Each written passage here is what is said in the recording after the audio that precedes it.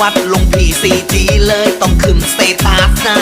ไม่มีอะไรมากอยากชวนมาเข้าวัดทำบุญตามนัดนะพรุ่งนี้วันพระ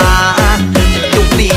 ชักช้าไม่ได้แล้วเด็กแว้นเด็กแนวเดียวจะลืมธรรมะ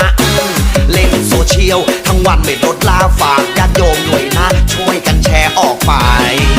Facebook ทวิต IG ทางไลน์ก็ดีเอาที่สบายใจ